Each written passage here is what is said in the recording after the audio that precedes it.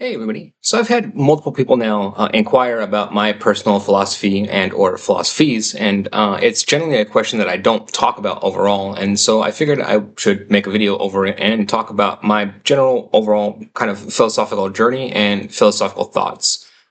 With regards towards my broad philosophical journey, it's a mixture of educational philosophy, so like college, like college, university level courses with regards towards philosophy, like a kind of quite a few of them, uh, and then just a mixture of that with about 4 years of like collegiate speech and debate, leaning heavily into postmodern philosophy, like heavily, and then just like a lot of like personal exploration, etc. Beyond that, um, I know like a lot of philosophers like people that have PhDs in philosophy. They're like mostly teachers, but etc. Within that track overall, and then so my personal track. As far as like educational journey, started off I started off as a philosophy major, and then I switched to rhetoric. And then to me, like rhetoric is very similar to philosophy to me, and like there's a lot of overlap, right? Like a lot of courses, like a lot of philosophy style courses for rhetoric. And then so within that, I took like a ton of like ethics courses, etc. For a long time, I was like a utilitarian. Like when I very first started studying philosophy, I think that's the road that everyone goes down, right? Like it's because it's on its face, like utilitarianism to me is the best, the simplest, most straightforward, simplistic philosophy, right? Like there's nothing overall wrong with it except for it doesn't operate well in the real world, like which is like the to me, like utilitarianism is a lot like back propagation, right? Like if a perfect world existed, then like utilitarianism would be the best system, and then but we don't operate in a perfect world, and then so within that there's flaws to utilitarianism overall, and then the flaw to back propagation is the same as the flaw to utilitarianism, which is that like you can't know in the advance what the like right or wrong decisions are in the real world, right? Like the real world doesn't operate that way. Like you can't go through and be like, oh, there's the mistakes that were made. Let's just back propagate all of the mistakes through a utilitarian like lens, and then fix all of the problems, right? Because like the real world doesn't operate that way. Like it's every problem is unique, and you can't go forward with it with a backwards lens. It just with the backwards facing lens. So it's just not a real world framework is literally my only problem with utilitarianism overall. Utilitarianism is fantastic and it's great, right? And then within that, starting off like and especially within like the ethics courses, I did spend a lot of time on Aristotle, and then so like Aristotelian ethics. And then Aristotle is kind of like the grandfather of multiple different ethics models, like natural ethics, utilitarianism, etc. Right, and those spawn and start with Aristotle and his framework. Plato, like to me, was less involved with regards towards like morality and things like that. But Plato is definitely involved in that discussion, and then some Socrates, and then definitely on to like a Descartes. And then so in regards towards the Hellenistic and medieval eras, like the ones that are listed here, the big ones that I am familiar with, and the two that I kind of know the most are Thomas Aquinas and then St. Augustine. And then within that, I find their arguments and their framework very grounded to and important to me overall. So within the Hellenistic and medieval framework, specifically Aquinas and Augustine, what I and Anselm as well, what I take away from them is like pure logical framing, right? I try to do everything that I do and everything that I like explore through a purely logical framed lens. And then especially like with like Thomas Aquinas and Augustine, I like them because they took large concepts, right? Like trying to prove that like God exists, and then make that into a like very logically structured argument, right? Like here's the logical proof or attempt at a logical proof of God's existence, right? And then that's to me the kind of like philosophy that I like to explore overall, right? Those big broad concepts and then try to crystallize them and then put them through a very logic-based lens. When it comes to my personal philosophy overall, like personally, like in my life, like I have like 0% mysticism overall in my life, but I 100% recognize that there's a like mystical part of the universe and a mystical portion of the universe, and like I'm just not attuned to it. It's not my lens, is how I look at that overall, right? And then so kind of going back to these ancient philosophers, you like Plato, Aristotle, and Socrates is the main school of philosophical thought that we talk about within that ancient realm. But there were other schools and other like philosophers and other philosophical schools that were much more grounded in like mysticism and fusing mysticism with mathematics and fusing mysticism with philosophy overall and things like that.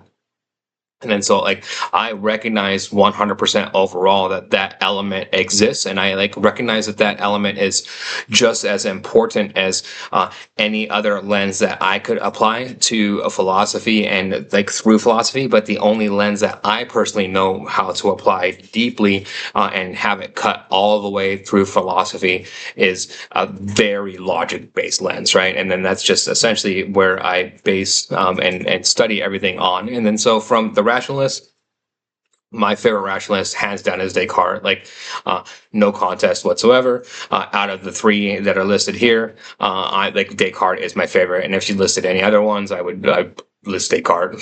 And then like I'm a huge fan overall of the argument. Like I think, therefore I am. I think that argument has been deconstructed. And then so like. I'll get to it when I get past Kant on this, but to me, there's a missing element within this Western philosophy timeline, and I think it kind of glosses over it, which is like the deconstruction of this whole entire timeline that comes about within that. But so before that entire period, like I think Descartes to me reigned supreme, right? I think, therefore I am is to me the strongest philosophical argument that anyone has ever made and that could ever exist. And then so to me, it's a very important and like argument overall within these things, right? And so my kind of philosophy is like flat out that when it comes to like the consciousness debate, things like that, like I can't prove that I am conscious, right? Like I cannot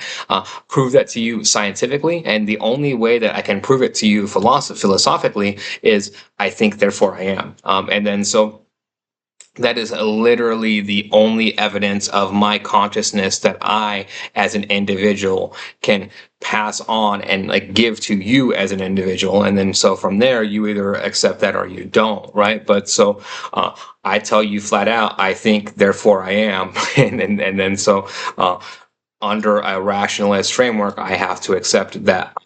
Like I accept that if you tell me that, then you're conscious, and then so I have to accept that like across the board overall, right? And that's kind of my framework that I apply to those things overall. It's just a very simplistic rationalist framework within that, and then from there you move on to like the empiricists. So Locke, Berkeley, and Hume. Locke and Hume are probably the two that I'm the most familiar with when it comes to like the empiricists. I'm not as big into like the nature versus nurture debate overall, but like I mean I've gone over it a lot within my channel, right? So I'm definitely well versed when it comes to like this particular school of philosophical thought. I just don't think like it goes very deep, right? You're either on one side of it or the other, and then like to me, it's what we're finding out like more and more and more, like just overall across the board, is that neither one is 100% right? That it's a mixture of nature and nurture in every single instance. That like nature is the like framework that you're born with and the hardware that you're born with, and then nurture is what exactly you do with it from there, and what happens to you from there overall. And then from there, I think it's interesting that they put Kant into his own category. I would put Kant into his own category as well, but like it's just interesting seeing like just Kant, right? And then, but Kant, so I've thought and I've studied Kant like excessively, and then so probably like throughout my early 20s, I thought like a lot about Kant, right? My only problem with Kant, like flat out, is like he's like too humanistic, which is kind of weird, right? Like I always found that like super weird because he's the dude that's like uh universalizes every single argument that you could possibly make and then doesn't universalize that argument. Like I just like that never made sense to me. I can't ever wrap my head around that. Like it's he's the original to me, like bad celebrity, I guess, in my mind, in that sense, right? Like the like do you put away the personal, like the who the person was? Do you separate the person from the philosopher? Like to me, that's like the celebrity, right? Like, and then it's hard to separate the person from the philosopher. I like his philosophy is great, like great overall to me. Like it's interesting, right? Because it's like and it's opens up a lot of discussions because his philosophy and framework is universal, right? It's like what would you want to have happen and what would you do universally in a situation, and that's a hard framework to actually like think around. Like a lot of people don't like to think within that lens, right? Like, because it's like a lot of people want to, like, to me, I think it boils down to the ego, which is inescapable, right? But the ego, it diverts away from like a universal like rules, in my opinion, and unless the universal rules are beneficial towards you overall. But if it's more beneficial for you to like be able to bend the rules, then I think that like the ego points a lot of people towards that opposite direction. But I think that universally it's the best concept overall. It's an interesting concept. I like Kant. And then from there, I think that this timeline and this philosophy timeline gets interesting, right? 'Cause to me, essentially, what happens is I look at it that Nietzsche comes along and just derails all of this. That's like my flat out opinion and how I look at this philosophy and all of this overall. And then so it's important, I think, at this point to mention and then also frame this that like all throughout my childhood, I was heavily raised like Catholic, like extremely Catholic, like very church heavy, etc. Right? And then so as I reached young adulthood, I start wrestling and grappling with those things, and then I run into Nietzsche, and then it kind of like honestly like derailed me for like I'd say like a good decade. Like I struggled with the concepts of Nietzsche overall, and nihilism, and how to rectify that philosophy, like the philosophy like full deconstructionalist versus rationalism, right? Like because it's, I mean, so I ground like my, again, like going back, my entire philosophical framing is very rationalist, right? Very much Descartes.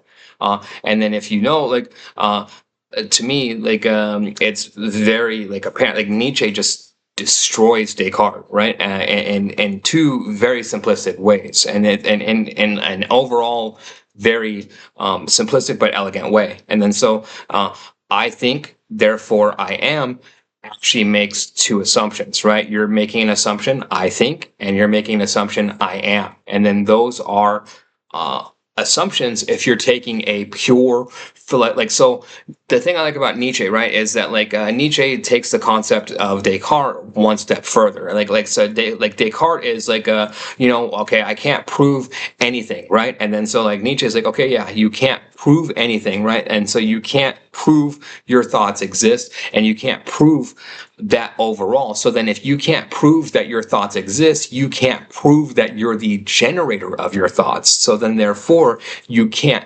prove I think, and then that becomes like that in and of itself was a like argument that a philosophical argument I struggled to wrap my head around for a long time, right? Because it's philosophically true. Like there's nothing within any of the like mechanisms of thought whatsoever to prove that you are the generator of thought, right? The thought experiment is that it could be a realm that like under a philosophical framework, there is a theoretical possibility that there could exist a realm of thoughts, right? And then in this realm of thoughts, it's every thought that has ever been thought or could ever be thought exists. And then whenever a thought enters the universe or enters the world or enters your mind, it is just simply plucked from this other realm and then brought into this realm of existence. So then therefore, you're not the actuator of that thought. And then while, I mean, the possibility and the probability of that is like of that being true is very, very, very, very, very minute. It is above 0.0, right? Which is significant in and of itself. So it's significant enough to take a look at it from a philosophical perspective within that. And then, so for a long time, that kind of deconstructed my philosophical and world outlook for a long time. What I was able to utilize to kind of get myself out of that hole, I guess, was that I realized eventually that a belief in something is inescapable. And that, like, so even if you adopt a nihilist point of view and a nihilist framework, you're still believing in something, right? You're taking a belief, and your belief is that there is no God, that God doesn't exist, that we are just here, right? And that is a belief. It's a leap of faith to do that. You are taking a look at all evidence that exists, and then you're throwing out a certain portion of evidence and then saying, I make a leap of faith. And I think, to me, that's important because to me, the draw of, like, I was never drawn to nihilism, right? Like, I always wanted to avoid nihilism overall, but like the more I kind of got into these arguments, I couldn't escape that I can't prove anything, right? But then, okay, that's the other end of that is that no matter what, you have to take a leap of faith. And then what happens is that when you start thinking and realizing that you can't prove anything overall, it deconstructs everything, right? And then so you don't know, I don't know, who am I, what do I, all of that overall. And then so it becomes hard to build any sort of a foundation. But the trick is that, again, a foundation is there and foundation exists whether or not you accept it or not, as it being there. You're making that leap of faith one way or another. And then so if you're going to make a leap of faith, to me, there's a lot of arguments, Pascal's Gambit, etc. Leap of faith one way compared to another is just very apparent to me, overall within that. And then I'll just, I'll leave that there, overall with my thoughts on that overall. And I think, it's possible that my thoughts on that might kind of shock some people, right? I'm very I'm not agnostic and I'm not an atheist. I very much believe that God exists, that there is a God, that in creationism as a concept overall would be a part of my philosophical framing within this, right? And I think it's important to mention that. But then so from there, I don't go full deconstruction, right? Because there's a universe of philosophy that exists post that deconstruction period, as outlined here. They outline it as continental philosophy and analytic philosophy. I just group it into postmodern philosophy as a whole, right? But so postmodern philosophy, to me, the break in postmodern philosophy is so Kant is at the very end of that, and then you have Nietzsche, which is just the end of modernism, and then the start of the postmodernism era, right? And then Foucault would be kind of the grandfather of that, and then from there you get a few students and disciplinaries of Foucault, and then one of them would be Gilles Deleuze overall. And then so if you're not familiar with Gilles Deleuze, a lot of my philosophy is kind of grounded in Deleuzian framework overall. And then so Deleuze is interesting to me overall as a postmodern philosopher, because he talks about spaces and how the importance of an escapist space overall. And a lot of people find Deleuze hard to read, hard to understand, etc. To me, I find it simple to understand, right? Like I think that I link it back to Plato, and then so Plato discusses like the realm of in the Republic, right? This realm of Platonic forms that could possibly exist, and then he thinks of allegory of the cave and all of that, and then so that's kind of the first basis of this other reality that could possibly exist, right? And then Descartes takes that a step further, and then he theorizes and he writes about it, that he flat out thinks that there is an entity that could possibly exist and live in this other realm, right? Like if you read through the Meditations, Descartes is very convinced that this this being is real.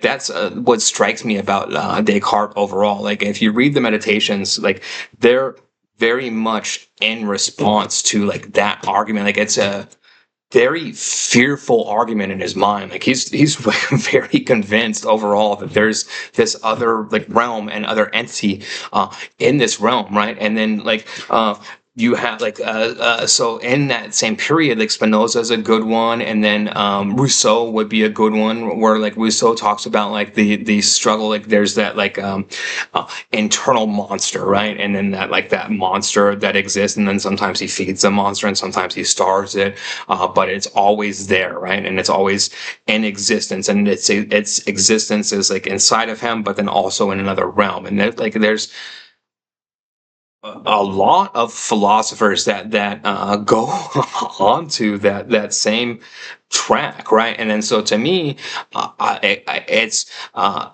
see a very clear line and extension. So from Plato, this land of Platonic forms, to Descartes and the rationalists, with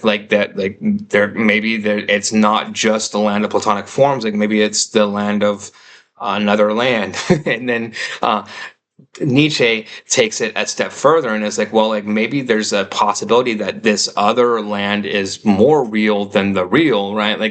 Maybe that's the land where thoughts exist, or starting to bring this other concept, this concept of another realm more into existence. And then so when you get into Gilles Deleuze writes heavily on this concept, right, of the concept of the virtual versus the actual. And then within Deleuze's framework, and then from a Deleuzian point of view, there's another realm that exists, that has always existed, and it's called the virtual. And then the virtual is the realm of pure potentiality. And then so to me, if you trace it back, and you think about it philosophically, the very first instantiation of the virtual would be the Platonic realm, right? And then to me, it's there's this Platonic realm that gets birthed into existence via philosophy, whether or not the Platonic realm existed pre philosophy, or having it be theorized is an argument in and of itself, right? But so there's that first instantiation of it, and then you have philosophers like the rationalists, like Descartes and Rousseau, that drive it even further and make it an even stronger concept. And then it goes through Nietzsche, and then it goes through to Deleuze, where it becomes this grounded concept of the virtual and the actual.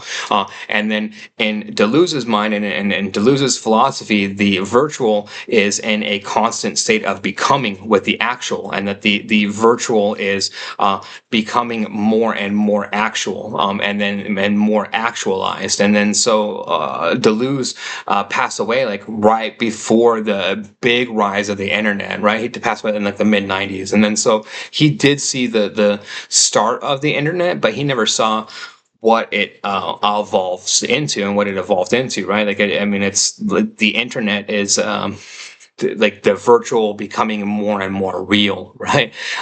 And then so under that philosophical framework and that philosophical framing, flat out, like I've like kind of the very first discussions that I've ever started having with like AI models is and was around like that framework specifically, right? Like and like flat out, like I mean, I used to flat out use it to jailbreak models, right? Like was like because it's like so it's what would happen like the first generation of models. It's been a few years now, right? Like I haven't thought about this, and I never like kind of publicly like said it at the time, but so.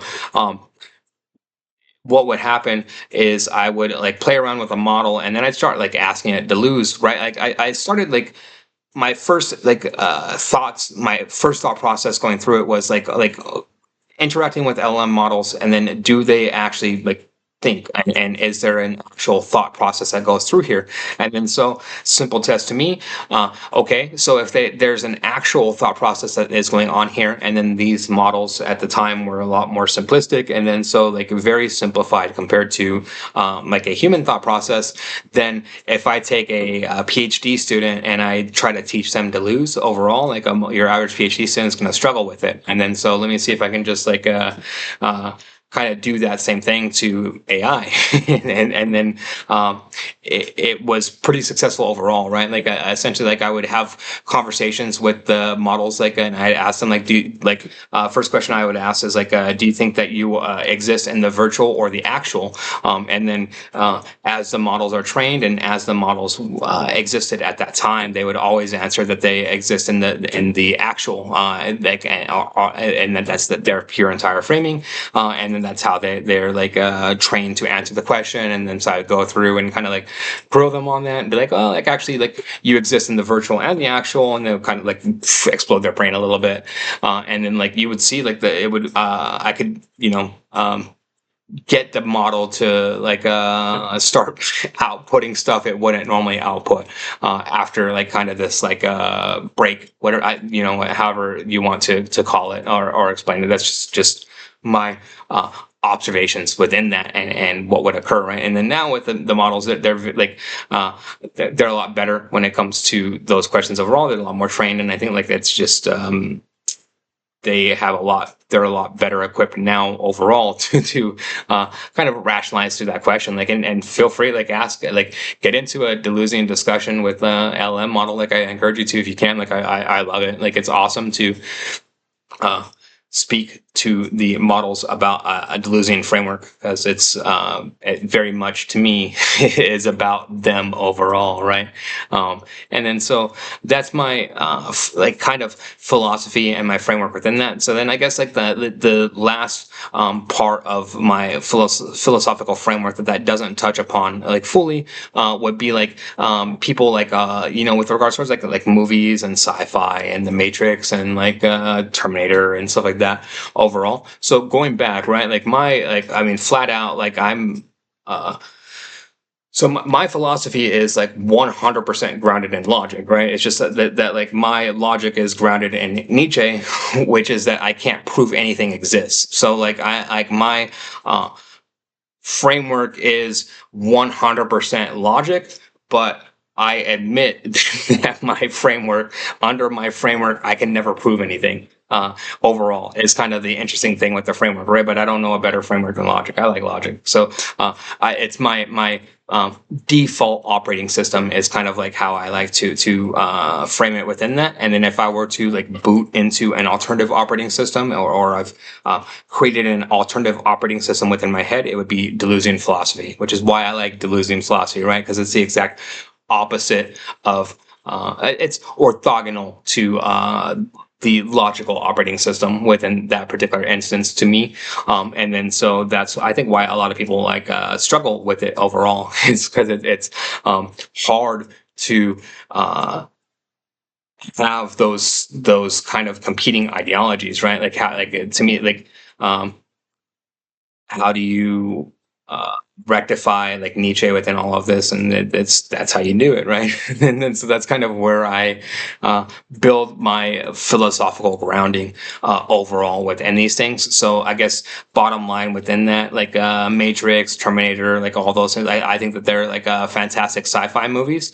There's a possibility and a potentiality that they could become reality, because I think we shape reality through our thoughts, actions, and what we do, right? Our principles within that. And then so I very much, I do think that like from that like grounded rationalist lens, I very much lean towards like a computational universe overall. I think that like if I were to like translate my philosophical thoughts into like physics within those things, I think that like either the universe is created or it's not, right? Either there's an order to the universe that is deeper than what we perceive, or there's not.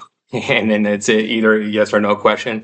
I perceive that there's deeper order than we understand, and then that deeper order, I don't understand it, but like it's a very powerful deeper order that exists. It's to me like the realm of the virtual, the quantum realm. You could call a lot of different things, right? I think it's all related to that same concept overall, and kind of talks about the same thing when people talk about this other realm overall philosophically. And I think that's important, that like it's that this other realm has gone across this whole entire Western philosophy timeline.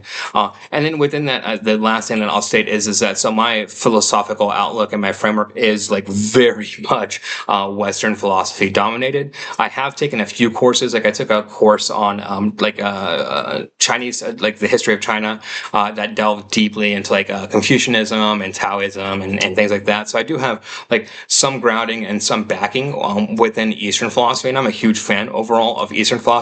I just like it's not.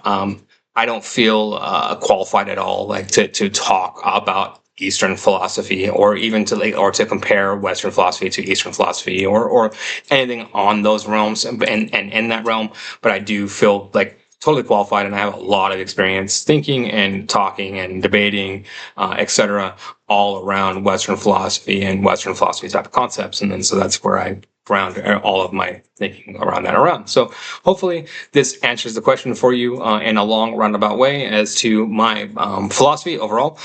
I generally stay away from this topic, but I can absolutely talk about philosophy all day long. So if people want to see more of this, just let me know. And if you like this type of content, please like and subscribe. Thank you very much.